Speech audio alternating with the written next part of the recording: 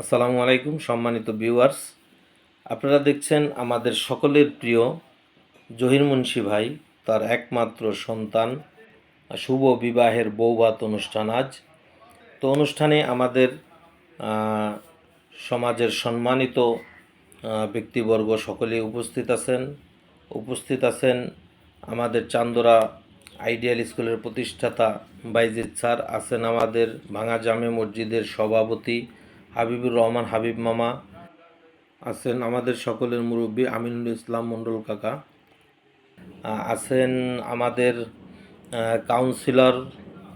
প্রার্থী ছিলেন এবং সামনেও কাউন্সিলর প্রার্থী জালাল উদ্দিন সরকার,